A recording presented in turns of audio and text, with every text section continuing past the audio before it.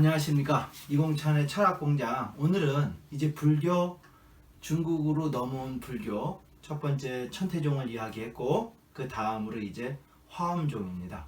이 화엄종은요, 그 화엄경을 중시했기 때문에 이제 화엄종이라고 그러는데, 이 화엄종은 화엄경의 엄청난 양과 어려움 때문에 많은 그 스님들이 힘들어하는 그 하나의 그 종파였던 거죠.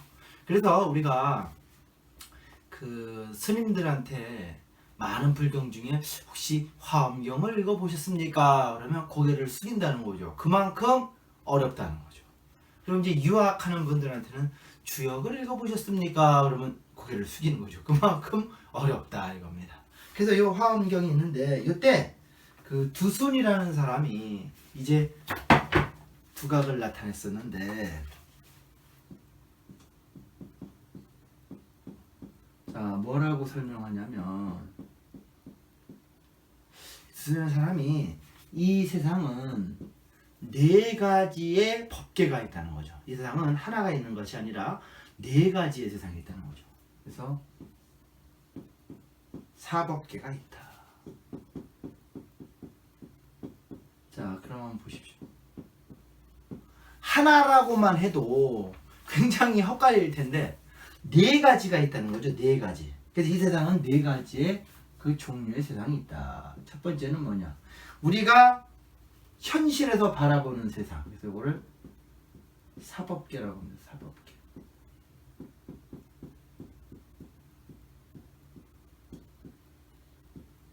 자, 이 사법계는 뭐냐면 현실 세상이죠. 현실.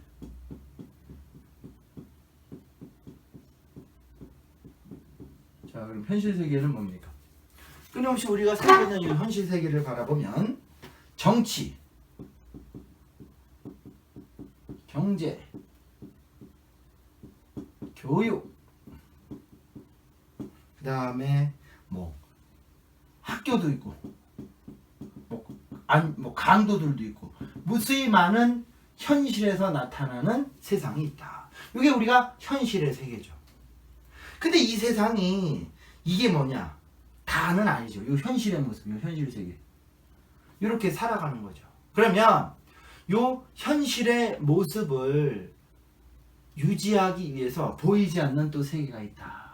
그걸 이제 이법계라고 합니다. 이법계.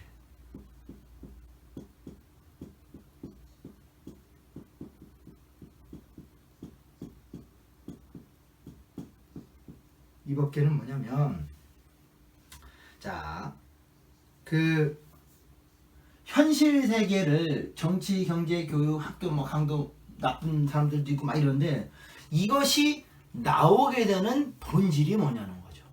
결국 사람이 살아가는 데 있어서 나타나는 하나의 원인이었던 거죠. 그래서 여기 보면은 수많은 얼음이 그죠? 수많은 얼음이 있는데, 이 수많은 얼음은 뭡니까? 본질이. 그러니까 수많은 얼음이 이렇게 물 속에, 이게 물 위에 이렇게 얼음들이 떠 있다는 거죠. 이렇게. 그러면 같은 얼음이 하나도 없거든요. 다 다르거든요. 인간이 살아가는 이 삶의 모습들이 다 이 얼음의 모습이죠. 근데 이 얼음은 본질이 있다는 거죠. 뭡니까? 본질은 뭐다? 물이다 이거지, 물. 물이라는 본질을 가지고 있다는 겁니다.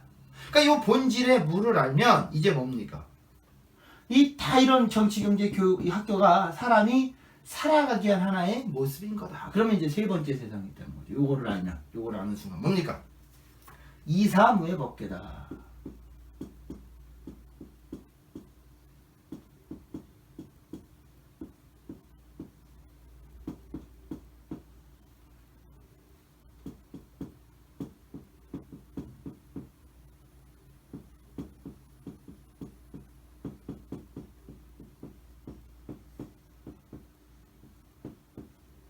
배자는 꺼리 낀다 하면, 자 그러면 이법계와 사법계는, 본질의 세계와 현실의 세계는 서로 이렇게 꺼리는 세상이, 서로 이렇게 뭐 상반되는 세상이 아니다라는 거죠. 아니다. 그러니까 본질과 이 본질과 현상은 현상이 현상이라는 거예요. 현상이 본질과 현상은 서로 같다. 같은 거다. 본질과 현상은 같은 거다. 그럼 쉽게 말해서 우리가 동물들이 있습니다. 저기 소도 있고 개도 있고 돼지도 있고 말도 있고 뭐 사람도 동물이니까 이렇게 있는데 보면 이 동물들이 살아가는 모습들을 보면 다 다르죠. 그리고 특히나 배가 고프다 그럼 이제 사람들은 밥을 달라고 하고, 돼지는 꿀꿀거릴 테고, 개는 멍멍거릴 테고, 소는 음매거릴 테고, 말은 힝거리겠죠. 하지만 그 소리는 현상적으로 봤을 때는 다 다릅니다. 그런데 그 본질 안을 들여다보면 다 뭡니까? 지금 배가 고프다. 그러니까 배가 고프니까 뭡니까? 밥을 달라는 얘기죠. 밥을 달라는. 밥을. 그래서 요 이사무의 법계는 본질과 현상이 따로 있는 것이 아니라 서로 하나로 녹아 있다는 거죠. 자, 그럼 이제 이렇게 되면 어떻게 될까요, 이제? 예. 본질과 현상이 하나 가면 이제 보시죠. 여기까지 되면 이제 사사무의 법계가 있다.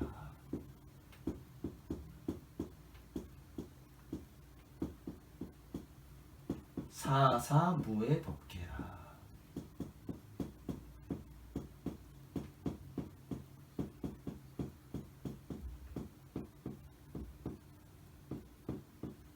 자, 사사무의 법계. 예. 눈에 보이는 모든 것이 하나로 연결되어 있다. 모든 것이, 눈에 보이는 모든 것이 바로 하나로 연결되어 있다.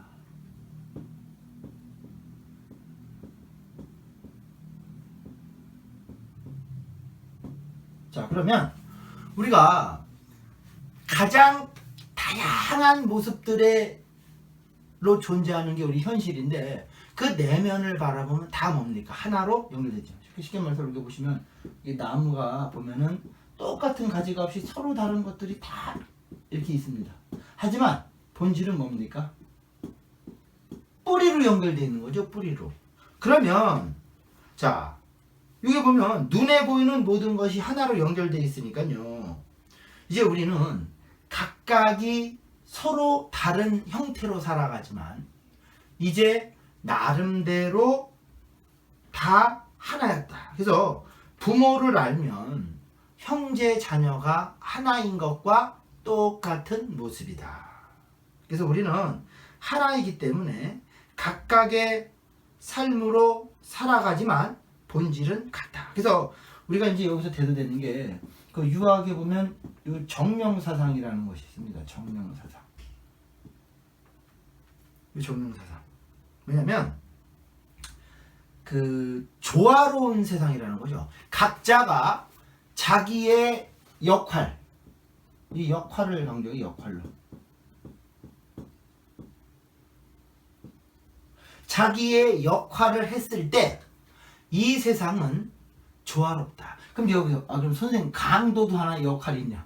역할이 있습니다. 여러분 이게요 참 웃긴 건데, 양지가 있으면 음지가 있듯이 이 세상에요 요 강도도 존재를 합니다. 이게 그럼 강도는 강도도 열심히 해야 되냐? 사실 바람직하진 않지만 이게 음양의 이치로 빛이 있으면 그림자가 들이오는 겁니다. 그래서 빛이 강하면 갈수록. 그래서 요 이제 정명의 역할론이 있는데, 이게 뭐냐면 각자 자기 역할을 해야 된다는 거죠.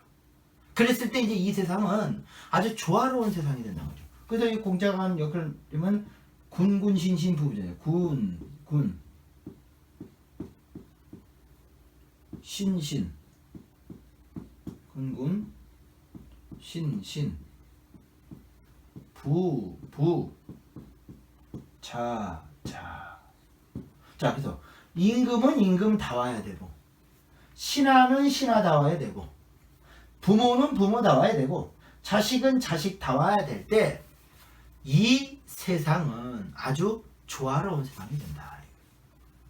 그럼 반대로 여기는 자기 역할을 못했을 때는 어떻게 됩니까? 아웃이 되는 거예요.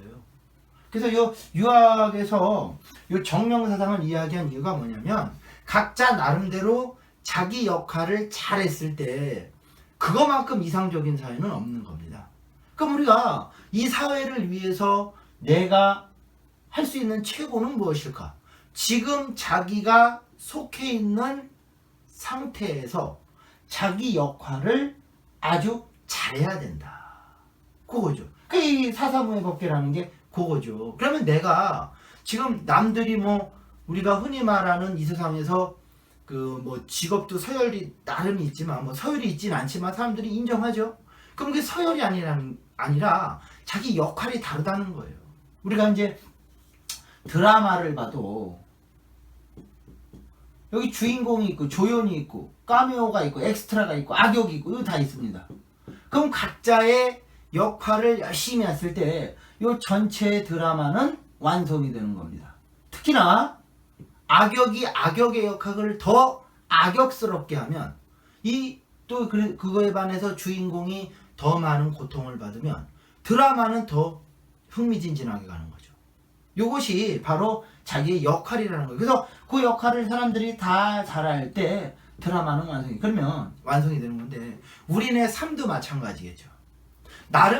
나름대로 이 세상은 무수히 많은 직업군도 있고 또 자기가 할 수 있는 역량이 다 다릅니다. 하늘은 사람들한테 똑같은 역량을 주질 않아요. 다 다르게 줍니다. 하지만 그 분야에 누구나 천재성을 다 갖고 나는 거예요. 그 분야에서는. 그럼 이제 그걸 갖고 내가 열심히 거기에서 자기 역할을 소화해내면서 살면은 그게 바로 이상적인 삶을 사는 겁니다. 이게 사사무의 법계죠. 그러면 우리가 현실 세계에서의 이 모습은요, 바로 내가 조화로운 모습을 하기 위한 하나의 방편이었다 이렇게 생각이 드는 거죠.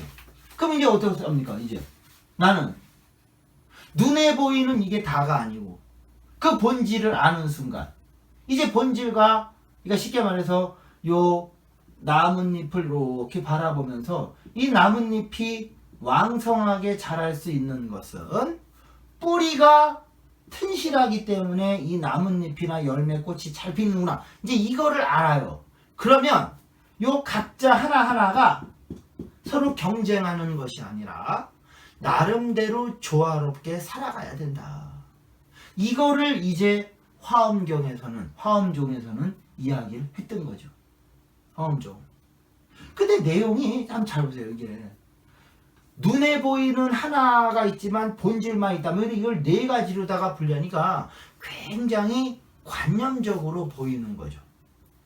그래서 그때 당시에 이 화엄종이 중국에 왔을 때 그렇게 많이 불이 나지는 않았어요. 그냥 하나의 천태종과 그 다음에 화엄종의 종파로서 자리를 잡았던 거죠. 그럼 이제 그때 당시에 모든 것들이 그럽니다. 새로운 그 사상이나 아니면 이런 것들이 다른 나라에 오면 그 나라에 맞춰서 다시금 재해석이 되어야만 돼요. 그래서 우리가 성경이나 뭐 불경이나 유교 경전 같은 걸 공부할 때 시간이나 공간이 달라요. 그 나왔을 때랑. 그러면 그것을 우리가 지금 맞춰져 있는 이 현실에 맞게끔 요것을 재해석하고 이거를 쉽게 받아들일 수 있는 그런 작업이 필요했죠. 근데 천태종하고 화엄종은 그건 아니라 그냥 순수 모습을 가지고 왔습니다. 그래서 이제 중국에서도 나름대로 없었던 것이 이 쉽게 말하면 그 중국화의 토착화가 돼서 나온 것이 있는데 그것이 뭐냐면 바로 이제 다음 시간에 할 거지만 잠깐 설명을 드리면 선종입니다. 선종. 요 선종은요 원래 인도에는 없었는데 저 중국에서 만들어져서 꽃이 핀 거죠. 선종. 그래서 우리나라는 요 선종이 들어와서 쉽게 말해서 중국에서 꽃이 핀 선종이 이제 우리나라로 들어와서 완전히 꽃이 폈다면 이제 우리나라에서 완전히 열매를 맺었다. 그래서 그 열매를 맺은 장본인이 누구냐? 바로 원효였더라는 거죠. 원효대사. 그래서 우리가 석가모니가 재림을 했다 이런 얘기를 하는 게 바로 원효 얘기라는 거죠. 그럼 이제 이 선종에서의 중요한 창시자 이런 사람이 있죠. 이제 달마 아니죠. 그래서 여러분이 달마가 뭐 동쪽으로 간 까닭은 뭐 이런 얘기도 많이 하는데, 이러면 달마가 영화 보면 동쪽으로 연락 걸어가 봐요. 어디 가나? 우리나라로 오는 거죠.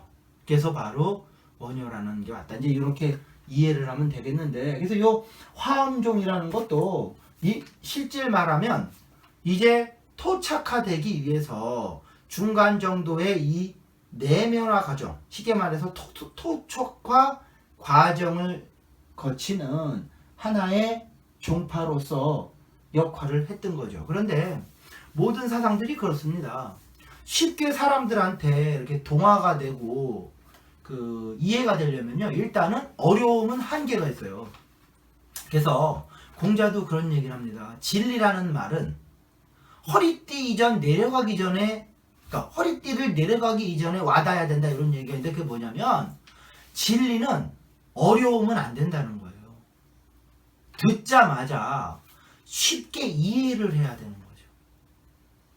근데 이게 불교가 조금 굉장히 관념적인 부분이기 때문에 이제 아마 중국에서도 나름대로 이런 어려움을 갖다 좀 어떻게 쉽게 할 수 있을까, 이제 이런 과정을 겪었을 거라 보여집니다. 그래서 우리가 무수히 많은 사상가, 뭐 석가모니도 있었겠고,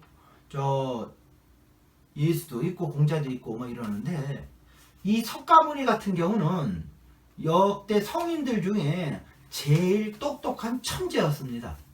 자기가 이 천재이다 보니까 자기 수준으로다가 말을 하면 사람들이 알아들을 거라고 생각을 했지만 그렇진 않아요. 쉽게 말해서 일반인들의 이 눈높이가 안 됐던 거죠. 그래서 나름대로 석가모니도 그거를 쉽게 하기 위해서 이제 중생구제라면서 밥을 빌어 먹으면서 일반인들과 이렇게 만나면서 아마 그 역할을 했던 것 같아요. 쉽게 어떻게 내 말을 좀 해야 될까라고. 그래서 우리가 예수라는 사람을 가장 많이 그 강사가, 쉽게 말하면 성인들 중에 최고의 강사가 누구였냐, 쉽게 말하면 철학자 강사가 예수라고 하는 이유가, 예수는 굉장히 쉬운 말로 그때 당시에 누구나 알아듣게 이 진리를 전파했었던 것 같아요. 그래서 그 산상수훈이라는 것을 보면 누구나 가서 들어도 알아먹을 수가 있었거든요. 그래서 저희 같은 사람들이죠, 이제 철학자나 이런 공부를 하는 사람들은 최고로 중요하게 여겨야 될 게 뭐냐면, 어려운 말을 어떻게 쉽게 현실의 눈높이에 맞게 현대적으로 재해석을 하느냐 못하느냐, 이것이 훌륭한 강사냐 아니냐, 그거인 것 같아요. 제가 이제 십몇 년 강의를 이렇게 하면서 느낀 거지만, 중요한 건 아무리 어렵더라도 이것을 진짜 쉽게 누구나 이해를 시킬 수 있게끔 전달하는 거, 그게 중요하겠죠. 그래서 오늘 화엄종에 대해서는 이렇게 대표적인 두 손의 세상을 통해서 이런 모습이 있다라고 나름 설명을 드렸습니다. 그래서 화엄종은 이렇게 정리를 하시고, 이제 다음 시간에는 제일 큰 비중인 거죠, 이 선종은. 그리고 특히 우리나라에도 조계종으로서 이 전파가 됐죠. 그래서 선종에 대해서 좀 더 좀 자세하게 다뤄보고 할 얘기가 좀 많이 있습니다. 그래서 만약에 그 시간 내에 다 설명을 드리면 다행이고, 안 되면 뭐 좀 더 이어서 나가든지 뭐 그렇게 하도록 하겠습니다. 여튼 오늘 여기까지 하고, 이제 다음 시간에는 선종입니다. 선종의 창시자 달마대사 이야기죠. 자, 그러면 다음 시간에 선종에 대해서 나가도록 하고, 오늘은 화엄종 여기서 마치도록 하겠습니다. 수고하셨습니다.